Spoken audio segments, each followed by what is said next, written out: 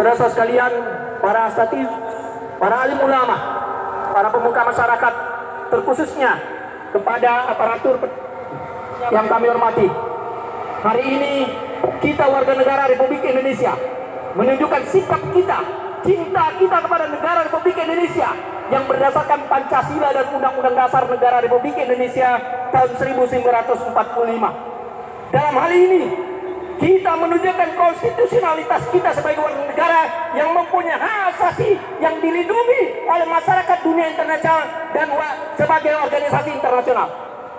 Dan kita menunjukkan protes kita kepada negara-negara yang memusuhi bangsa-bangsa, termasuk bangsa yang mempunyai keyakinan terhadap agamanya. Hari ini, negara Republik Indonesia yang secara faktual merupakan mayoritas umat Islam terbesar di dunia merasa hak asasinya dikecam, dihina. Karena itu kami menuntut Dewan Keamanan PBB agar menyeret pemerintah Swedia sebagai kejahatan terhadap agama. Allah Akbar. Karena sudah jelas saudara-saudara sekalian, PBB pada tahun 1948 sudah mendeklarasikan secara universal hak asasi manusia. Di antara hak asasi itu adalah keyakinan terhadap agamanya.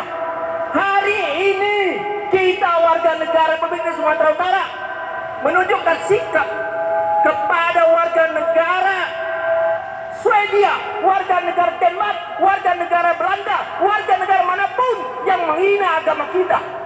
Jelas bahwa Al-Quran adalah rukun iman kita. Bahkan Al-Quran mengatakan dalam keimanan kita bahwa Al-Quran itu bagian dari iman kita. Iman kita percaya kepada Alkitab. Bukan langsung dikatakan dalam ijtihadnya ulama mengatakan bahwa beriman kepada Al-Quran, tapi kepada Alkitab. Alkitab maksudnya di sini adalah bahwa di dalam Al-Quran dinyatakan Khatimul Anbiya, bahwa Rasul pembawa Alkitab yang terakhir adalah Muhammad Sallallahu Alaihi Wasallam. Bahwa Al-Quran adalah kitab yang mencerminakan segala kitab agama. Karena memang Al-Quran telah diakui oleh Alkitab sebelumnya. Karena itu, hari ini kita menunjukkan bahwa secara hukum warga negara yang namanya Rasmus Paludan itu telah melakukan kejahatan terhadap agama.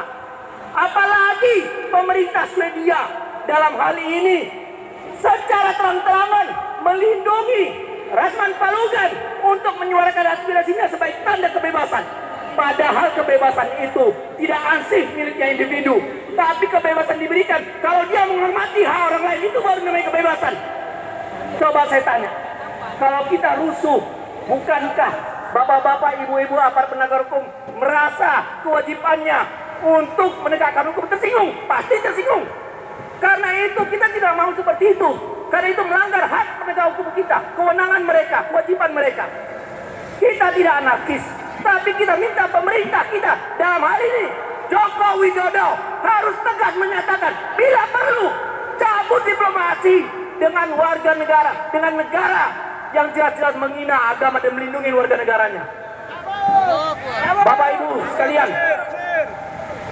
Undang-Undang nomor 20 Undang-Undang tentang hak asasi manusia itu jelas-jelas bagaimana kita antar umat beragama sama-sama untuk menghormati agama kita, bukan malah untuk memaksakan keyakinan terhadap agama dia yang paling benar.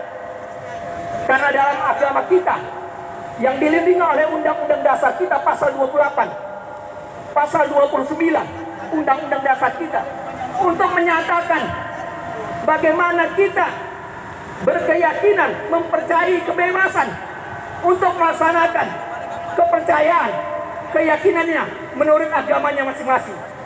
Dan kalau ada siapapun dia yang menghina agama kita, kita punya kewajiban.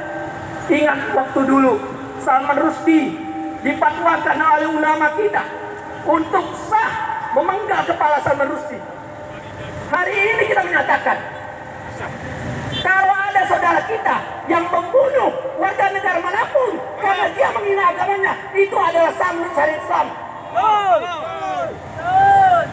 Karena itu Bapak Ibu sekalian, kita harus jelas. Jangan sampai ada terulang lagi hal-hal yang demikian. Kita berharap kemerdekaan menyampaikan pendapat sebagaimana dilindungi oleh Undang-Undang Nomor 9 Tahun 1998. Kemerdekaan menyampaikan pendapat di muka umum. Dalam hal ini dapat kita jaga konstitusivitas kita. Saya pikir demikian yang bisa saya sampaikan. Terima kasih. Assalamualaikum warahmatullahi wabarakatuh.